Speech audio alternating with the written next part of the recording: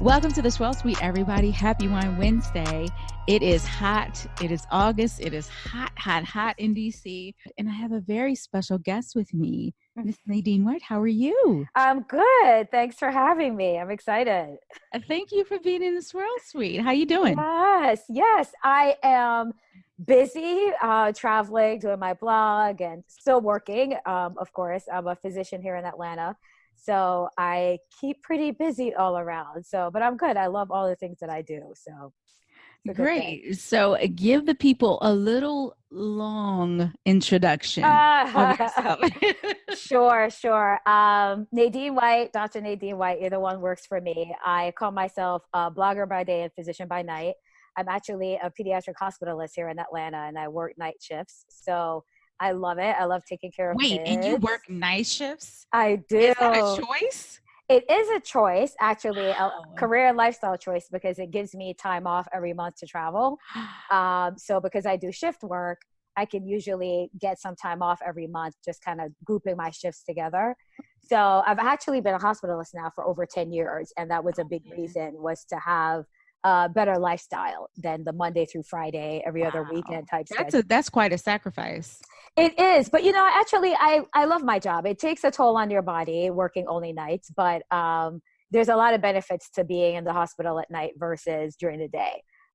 So yeah, I've been in Atlanta doing that for like 7 years now, and I started my blog, The Sophisticated Life, about around the same time, about 7 years ago when I lived in Florida. But I became serious about it about 4 or 5 years ago, and I cover travel, food, and wine. Those are my three top topics on my blog.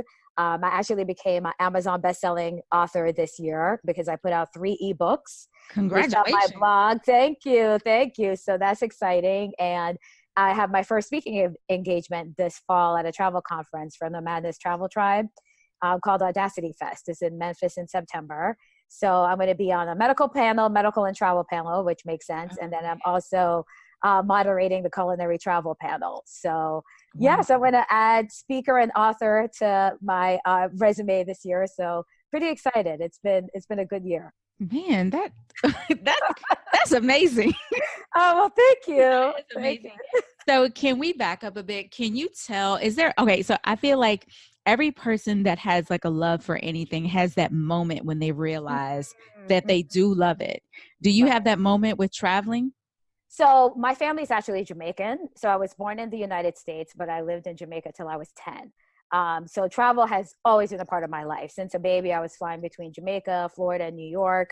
I don't even remember not traveling. But in terms of wanting to see other places and go around the world, that was based on my mother.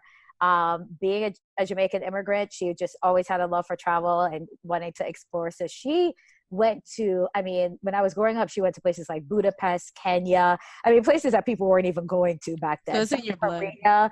Oh my gosh, yes. So my whole family says that about me. So my mom was definitely my travel inspiration. She would come back from Greece and Italy and Barcelona and tell me about all these historic places and bring me back a doll from all of these different countries. So I knew that I wanted to see all those places. I just didn't know how or when it would happen. But that really is what sparked my interest in travel, for sure. So after I finished those long years of medical training, which it was a lot, I kind of made a commitment to myself after I finished residency that I would go at least one new place every year. And that started out being major cities in the United States that I would go to. And then it expanded from that into so my first real international trip, I would say, besides, going to the islands, was in 2005. I went to Italy, and ever since then, I've just been hooked. Hooked. So, that's awesome. My inspiration for that question was, of course, your travel blog, but one of the first travel books I read, or food books, was Anthony Bourdain's book. And he goes back to, may rest in peace, but he goes back to the time, because he's Italian, and when he said he was sitting on a rock in front of water, and I think his father or uncle or someone gave him a raw oyster. And that's when he fell in love with food. I think he might have been 8 or 10 years old. But he goes throughout the book and throughout many of his books, he goes back to that moment Yeah. Wow. No, that's incredible. I kind of have a similar thing in the sense that my mom would always talk about like the top three places she's been. She passed away, unfortunately, Oh. 2011, but there were places she wanted to go back to because she loved so much, Mm-hmm. were Australia, Thailand, and Greece. And so I was like determined to get to all of those, which I did. Okay. Whenever I go somewhere that I know she had been to and talked fondly of, I would say like, to myself, like, Mom, I made it. Mm. And I still haven't been, people think I travel a lot and I still haven't been to all the places she went to. I mean, Really? oh yeah. And like I said, she went to places that people wouldn't even, like, now it's like, oh, Budapest is hot. And I'm like, my mom went there in the 80s. Uh-huh. So she went to some of the like not as touristy places also. So I haven't been to a lot of those. But yeah, I'll make it happen. I'm determined to make it all happen. So That's yeah. awesome. That is fantastic. Yes. So, did your love of traveling sort of like include food, or when did that happen? Your love for food and then wine. How did that happen? Right. So I think initially, because my mom and I both had a love of history, so I was choosing places based on the historical aspect, and I love UNESCO World Heritage Sites, so I would always visit those, and really get into like the history of the place. And then I did my first like food tour in Puerto Rico about 8 years ago, and I really fell in love with the fact that they incorporated history along with the food and how the food represents the culture of that place.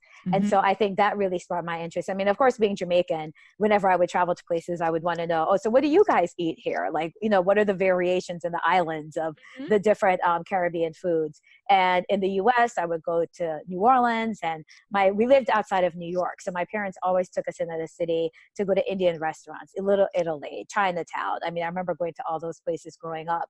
So I think once I started traveling regularly, I started to really look into local foods and doing food tours and seeing how that all comes together with the destination I'm in. Wine came a little bit later. I went to Napa for the first time in two actually I think about 2002, 2003. And I really enjoyed it. But then I mentioned Italy in 2004, 2005, and I went to Tuscany. And just the beauty is what captured me initially. Like Yeah. every time I would step foot on a vineyard, there was just this calmness and like peace that I would feel. There was something about it between the beauty and this feeling that I got, that I just loved visiting vineyards or wineries wherever I would go to. And then the creativity is what then really got me interested. The fact that you could use the same grape in different countries to Oh, produce yeah. completely different wine based on the winemaker. Mhm. I really became fascinated in that. And so whenever I would travel, if there was any kind of wine region fairly close, even we went to Australia and I went to Hunter Valley for the day, even though it was a 3-hour drive one way.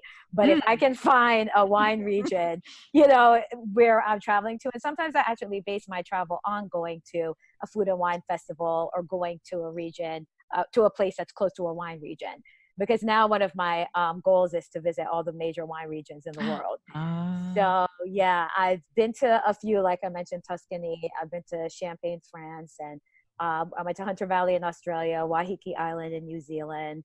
Um, I've been in Santorini. I went wine tasting there. Yeah. So yeah, wherever I can get to that. And in the US, I love discovering and exploring the wine regions here also. Mhm. So Have you been here local, the Virginia or Maryland wineries? So I went to actually UVA, and I Oh. went back. So I wasn't drinking wine, obviously, in college, but I went back for a reunion in April, and I took an extra few days to do some wine tasting along the Monticello Wine Trail. Oh, So nice. that was really interesting. I really, really enjoyed the wines there. I haven't done Northern Virginia. I think when I lived in DC, I was in medical training, so I Okay. did do that. But yeah, I definitely want to get to Northern Virginia. But Charlottesville area was really fantastic with the wines Yeah. there. So Yeah. I just came back from the Pacific Northwest. So I went to Walla Walla and Yakima Nice. Valley, and I've been to Willamette Valley. So yeah, I really, really enjoy putting that So as part how of do my you trips. plan your trips? Now you say you go somewhere new every year, but that Yeah, doesn't mean that you don't go back to the places that you true, like. So true. how do you decide where you're going to go?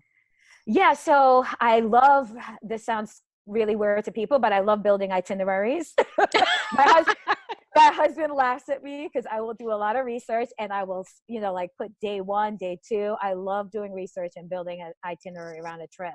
And so for this past trip, I had a conference in Seattle a medical conference actually, but I had family in Portland. So I did this whole 10-day trip where I started in Portland, went to wineries there, and then did a solo road trip through Washington State, Columbia River Gorge, Walla Walla, Yakima, ended in Seattle, and then went to like Chateau Ste. Michelle for the day out there. Oh, isn't it great? So, oh, it's so beautiful. We saw. So awesome. I get so upset because the wine that people know is the wine that you find in like pubs and Fridays. But I'm like, oh my God, if you go to Chateau Ste. Michelle, it's gorgeous. So they give you wine, you walk in, you feel like royalty. It's Yes. Gosh. And in the summer, just so people know, they have outdoor concerts. So we went to see Shaka Khan and Michael McDonald and just drank wine out. Yeah. Are you kidding me? Yes. It was incredible. So, and my cousins live in Seattle and didn't even know about that. Oh, so man. I found that in my research. So yeah, I mean, I will admit I'm driven to going to new places. I definitely go back to places I love, like Napa Valley. I mean, I go back there as often as I can, but I really get excited about discovering someplace new. So like in the last fall, I had a travel conference in Corning, New York, and I did the Finger Lakes region. Oh, sure. And I went there.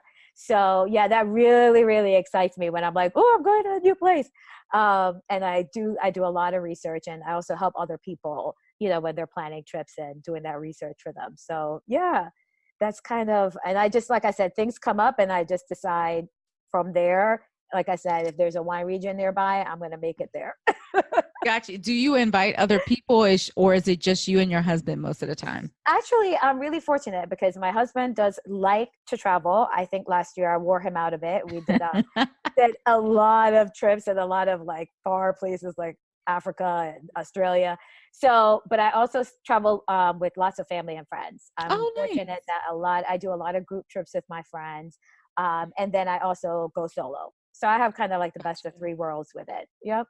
And then if I go places where I might be solo for a while, but then I get to a city where I know people, then I'll connect with people there. Mm-hmm. So that's kind of how I do it. That's amazing. I feel like you should have your like own like travel channel show. Oh, from your lips to you just never know, right? Put it out there in the universe. I should definitely do that. Because I've been complaining. I think I've complained on 3 of these episodes that the Travel Channel, Food Network, and HGTV have gone very, very bland in color. Yo, you are correct. That would be awesome. There could definitely be some more diversity on those for sure. And there's so many of us that are in the industry. Exactly. Bloggers and influencers now that I think, we may have to make a pitch. Mm-hmm. I'm glad you said that. Yeah. Now you have my head like the wheels turning. Wheels turning. So, what advice would you give to someone who wants to, I don't know, do what you do? Sure. I definitely tell people you have to have a passion for what you do. And I mean, the 2 things that I do are so completely opposite. I mean, medicine and travel blogging. And the reason that the travel blogging came about was because I wanted to explore my creative side. I mean, for most of my life, I'd only done science, multiple choice exams. Like I never considered myself a writer. I never took pictures. So it was really just a hobby initially for me to explore that creative side. But it was always authentic, meaning it was all the things that I loved that I was sharing with people. It was all the things that I did normally, whether I was blogging or not. These are all the things I would be doing anyway. So people approach me about that and I say, definitely be authentic. You have to build a brand and write about what you love so that you can imagine writing post after post, sharing that information years with your readers and followers. So definitely being authentic and being consistent in what you do. I think now there's such a push for all these influencers, especially on Instagram, that people, doctor photos and they risk their lives for pictures and they buy followers. And, I think finally people are starting, their stories coming out where people are realizing how fake a lot of that is, a lot of the accounts are. And I would never want to be caught in that. Mhm. Anything you read on I get approached a lot to write about places or things that I haven't done. And I always respond the same. I say, I write about my experiences. I want to share with people what I think is important, what will help them get to their destinations. And so if you go to my blog, it's very personal. I might be telling you the top places to see, in Rome, but I'm also sharing my experience about those places. Mhm. So yeah, being authentic and consistent, I would say would be the two top things. Huh. And so at what point in your blogging career did you decide to start on your ebooks? So I actually went to a conference, I guess a year and a half ago, and they were talking about just expanding your brand. So for me, my blog is not my primary job or source of income. Sure. So Yeah. I have a lot of leeway in that sense into doing the things that I really just want to do Mhm. with it. And so I have such a wealth of information on my blog for the past few years that somebody was like, well, why don't you have any books? Mm. Because it would be an easy way for people to access specific information from your blog instead of like searching for one topic, then the next topic. And I Yeah. was like, you're right. And I actually had planned to do one ebook, and I had so much material, I had to break it down into three. Really? Yes. Wow. I had about 37 just travel destination guides, like 48 hours in Mykonos, like how to spend a day in La Jolla. So I had so many of those that I had to make that one ebook. And then I have what I call like culinary travel guides, which are, when you're going to South Africa, here are the things to eat and drink and where to eat and drink them. Mm. And so I had all those foodie guides, and then I'm working on doing more guides about the wine regions I've visited. And so I made that into one ebook. And then as I was doing those two, I realized in terms of talking to people, people are always intimidated, I think, by wine tasting.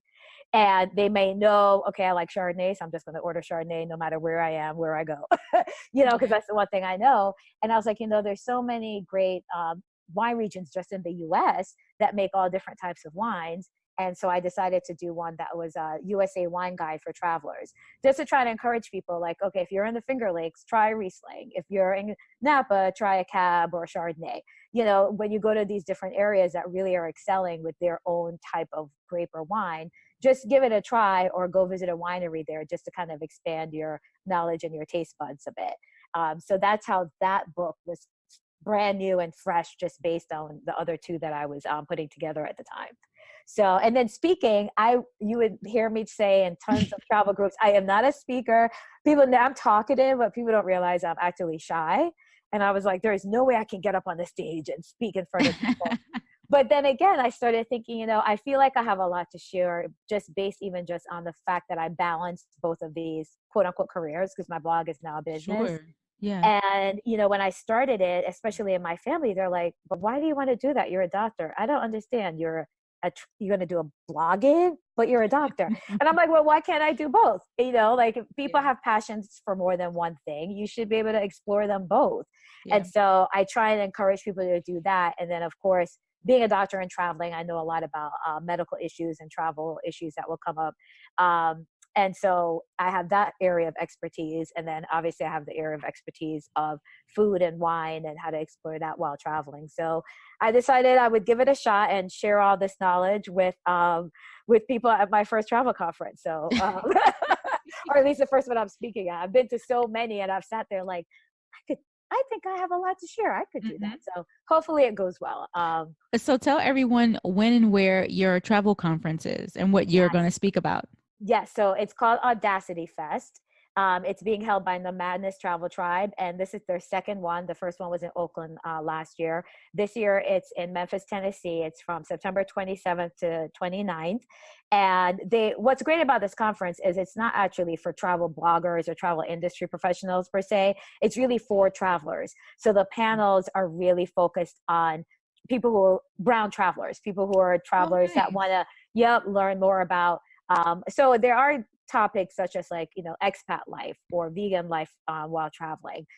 One of mine, like I said, is travel 911. So how to deal with travel emergencies while traveling, having travel insurance, Zika virus, vaccines. Then the other panel that I'm on is on culinary travel and telling travelers again how to explore food and wine while they're traveling. But there's also topics like body positivity while traveling. There's some great bloggers that are going to be speaking on that. There's panels also for travel bloggers. So if you want to live the expat life, how to figure out how to move abroad and live abroad. So they have experts in that field. They have specifically Black male travel bloggers that will be there to really talk about their experience as being a Black man, traveling all over the world. So there's really a lot for everyone at this conference. And the website is audacityfest.com. And you can find their account on Instagram and kind of see who's going to be speaking. Sustainable travel is one of the topics. So yeah, I'm really excited to be a part of it. That's amazing. Yeah. There's a lot of people that are going to be there that I've known for years within the travel blogging space, but I've never met in person. So I think it's going to be one big party. Honestly, that's always very cool. Yes, because we're all like, oh my God, we're finally going to meet. So yeah, I think it'll be really cool. So again, it's definitely for brown travelers. And so not specifically so I don't want people to think, oh, but I'm not a blogger, I shouldn't go. No, it's really for travelers, this particular conference. That's or festival, awesome. As they call it. Yeah. That's awesome. Yeah. Before we move on to our next set of questions, tell everybody where they can find your ebooks. Yeah, so it's on Amazon. So if you search on Amazon, just Nadeen White, it's Nadeen White, WHITE, then you will see them come up. You can click on my author profile, and then it has all 3 ebooks listed there. So they're all sold right now on Amazon. You can also go to my webpage, thesophisticatedlife.com, and they're listed there as well. You can click on the pictures and purchase them from there. Awesome. Yeah. Wait, I just thought, do you have to work tonight? I worked the past 3 nights. Yes. Oh, nice. I'd be there now. Yeah. I worked the past 3 nights, and then I'm off for a few nights, and I go back. And yeah, even my husband never really knows. He's like, when do you work again? It's just, it's erratic every week. So when I'm off, I just have to try and maximize my time. That's awesome. Yes. All right. So this is our random and not so rapid questions. Okay. Question number 1. Top 3 items that are going in your carry-on. Top 3. So specifically in my carry-on, I always have a cosmetic bag, not with makeup per se, but with an eye mask, toothpaste, toothbrush, lotion, facial wipes. Always have that with me, because even if you're flying domestic, you never know when you're going to have a long layover, and you want to kind of stay fresh. So that's important to me. And if I'm traveling internationally, I actually put a spare pair of underwear in there. Nice. Yeah. So that is definitely one. The second one I actually picked up from my husband. It's like a little electronics bag. So I always have external chargers in there, extra charging cords, my headsets. So that's in a little pack. So that's convenient to kind of get to. Again, you always want to make sure your phone is charged. So I always have those with me. And then the third thing probably would be like a blanket or a sweater. Because I freeze on planes. I don't like their blankets because they're usually yucky. Yeah. So I always have some kind of heavy sweater or a blanket with me. So those are definitely 3 things I always have in there. Gotcha. So I just thought of this question. So I'm going to ask you. I didn't put it on the list, but no problem. What airport has the best food?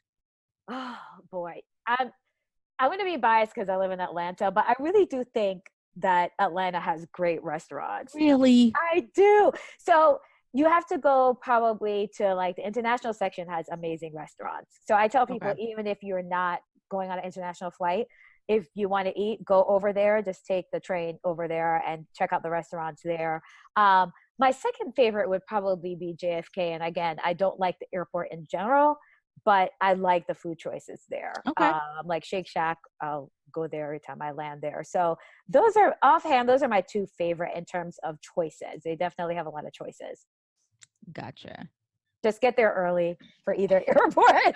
You need an extra 2 hours if you're going to eat at either one of those airports for sure. So. Okay. All right.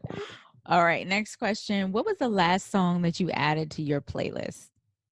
It's funny. I just discovered Lizzo. I know I'm late. That's okay. But I'm oh my God, I'm obsessed now. So Truth Hurts was the last song that I downloaded. Oh, I just love her now. I'm like, where have I been? How am I just finding out about her? She's awesome. Oh my gosh. I just love her positivity and her confidence, and how her whole persona to me is just amazing. Okay. All right. I think for me, the last song that I added was one of Beyonce's songs from the Lion King soundtrack. Oh, I haven't listened to those Yeah, yet. yeah, it's I good. haven't. It's very Okay. high energy. Yeah. Well, Homecoming is like when I did my road trip recently. I listened to that like 5 times. I love Beyonce. So yeah, I'm gonna have to check out the Lion King soundtrack. Yeah. Oh, I forgot to name my favorite airport to eat at, and Oh yeah. it's probably Amsterdam. You know what? I So really like their food. yes, I was in Amsterdam in March actually. I Mhm. spent a week there and I'm working on a food guide for there because didn't Oh, really know what to expect going there to eat. yeah. I don't remember eating. The only place I ate in the airport was in the lounge, but Mhm. just eating in Amsterdam in general, you're right. The food was amazing that whole week I was there. Yeah. Loved it. Loved it. I'm going back there. I'm going to have to check out the restaurants because I'm flying through there in September actually, Mm.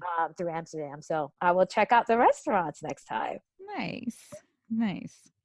Okay. After a long travel day, what is the first thing you do or eat when you get home? So definitely take a shower. I love coming home and taking my own shower using my own products. And this is funny because whenever I'm gone for long, which to me is usually like say 2 weeks, I just want to go home and have a bowl of cereal. Really? Yes.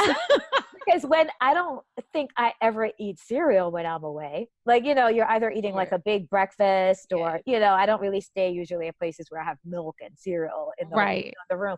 So yeah, that is what I crave actually. I just cannot wait to have just a bowl of cereal. It can be comforting. It can be Yes, comforting. Yeah. absolutely. Absolutely. That's my favorite. For me, it is a shower Right. and it's TV and crab legs. Oh, well, you're It's ADC. yeah. The crab That's legs makes sense. I think that's my comfort food for real. Oh, So yeah, yeah. I always crave it as soon as I get home. I used to eat so much of that in DC. I do miss that about DC. We don't have Yeah. that here. Yeah. But we have our share of, oh my God, Southern soul food in Atlanta. I've It's gained like awesome. 20 pounds. Yeah. Oh my God, so good. Yeah, it is. So good. All right. So, have you watched the show Girls Cruise? I have not. And I feel like I'd heard about it.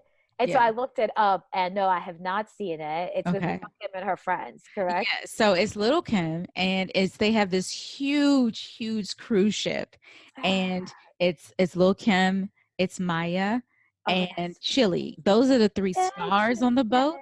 And Okay.